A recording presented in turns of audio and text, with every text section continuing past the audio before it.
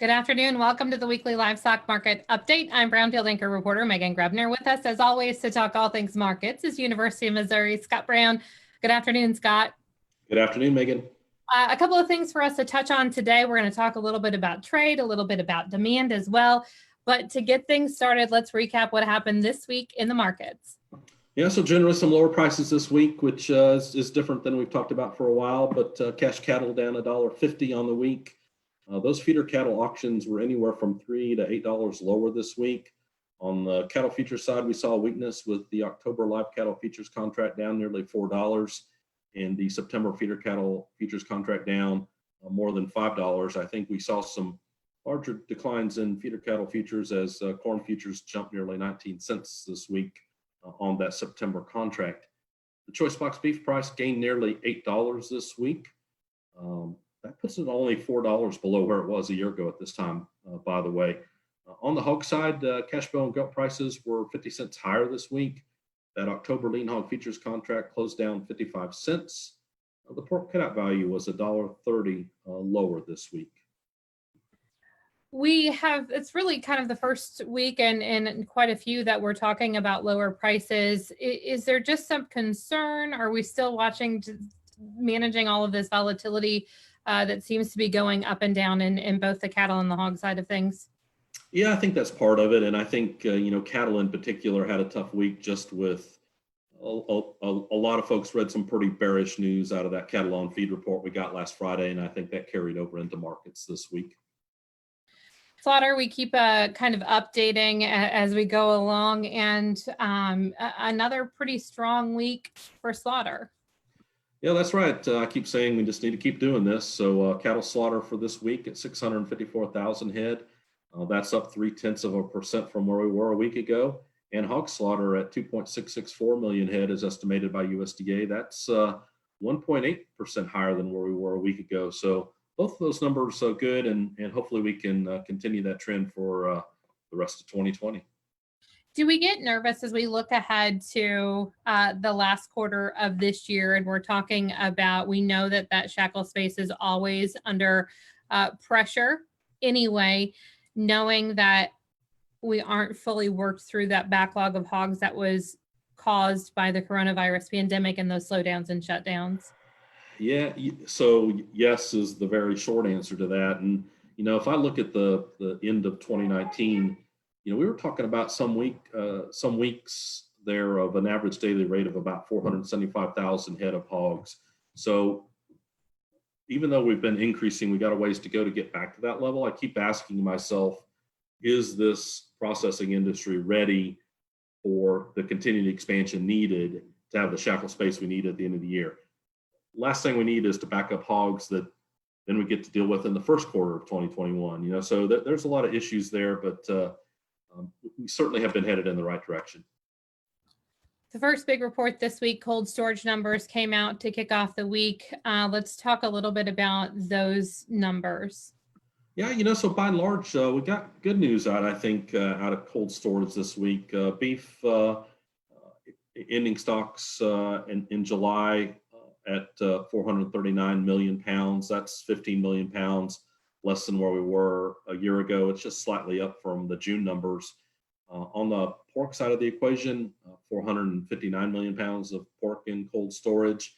That's actually down 153 million pounds from a year ago, and actually down slightly from where we were in June, which is probably some good news given that we've had some pretty strong production on the pork side in July as well. Are we showing signs that domestic demand is remaining at least consistent or showing some strength on maybe not the restaurant side of things, obviously, because that's not back to normal, but grocery store, that type of demand as well? It sure seems like that's the case when you just look at the data, kind of top level.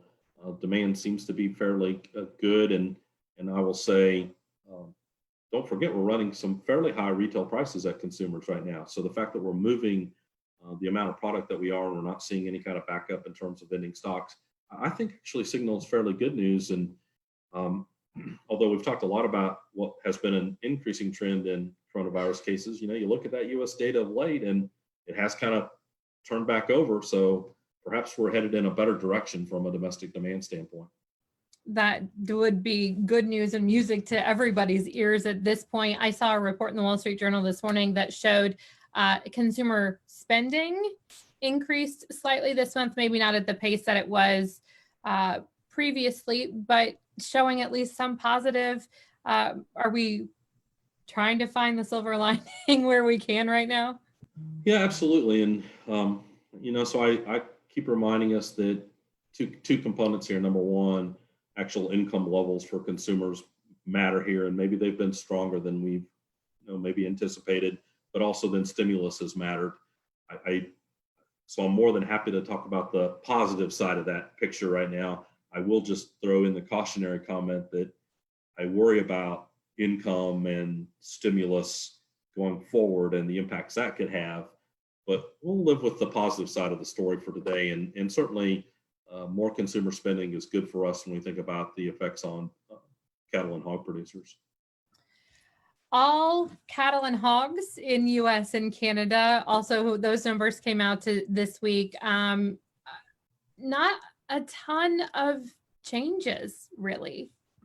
Yeah, I would say in many cases, the U.S. tends to be the dominant country in total inventory of these things. So we don't learn a lot new. I guess total cattle and calves, when you take both U.S. and Canada into account, down 0.5% in Canada meant basically an unchanged number in total for the two countries.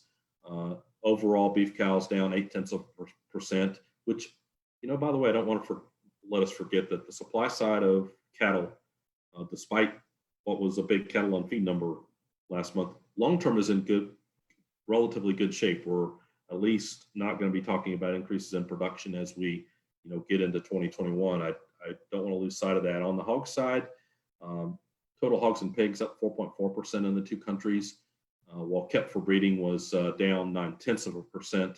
So this is where, although U.S. was down 1.3%, Canada sow inventory up 1.5%, helped to moderate the decline that we've been seeing here in the U.S. Got a lot of pork when you talk about North America combined, I guess is the point.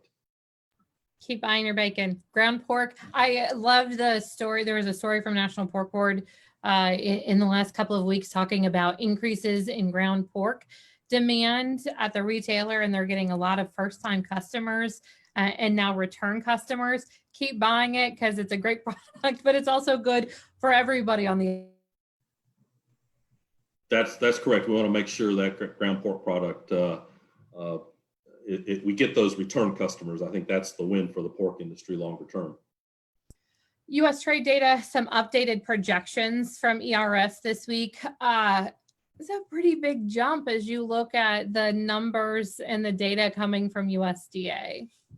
Yeah, that's right. If you look at their estimate for fiscal year 21, which will start October 1 of this year, they say total value of U.S. ag exports at $140.5 billion. That's 5.5 billion higher than where they were for FY20, the year we'll be finishing here. But I remind us that when you look at the growth of 5.5 billion, China is the key player here. USDA says they'll be up 4.5 billion.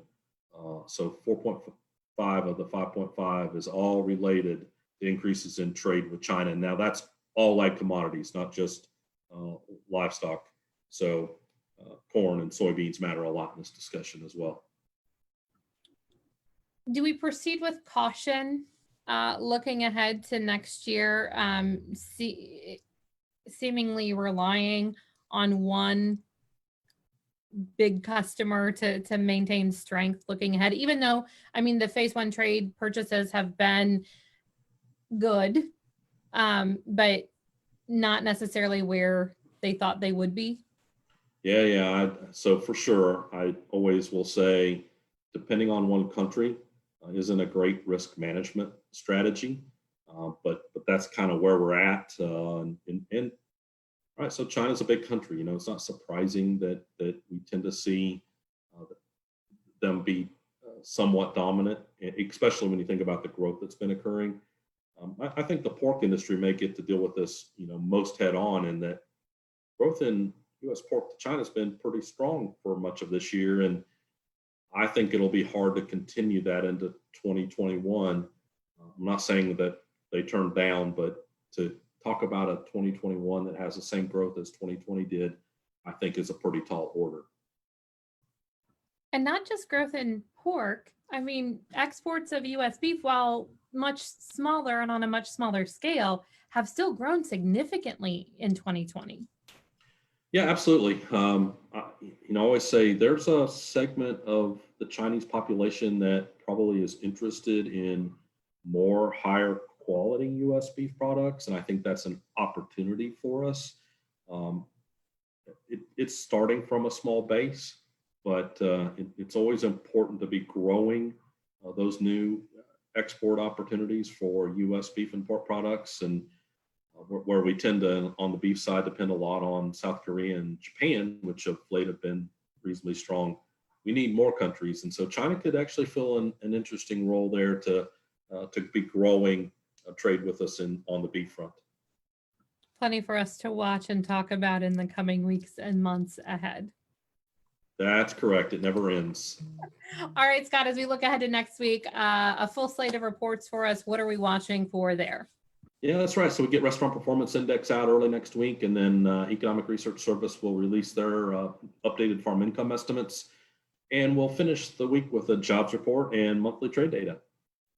Hopefully some more good news for us to talk about next Friday. Absolutely. Scott, have a great weekend. We will talk to you then. You do the same, Megan. Love our weekly livestock market update delivered to your email box every Saturday morning. Visit our website, brownfieldagnews.com. You can also submit questions and comments there as well. And for all of the really great Brownfield podcasts, visit brownfieldagnews.com/podcast.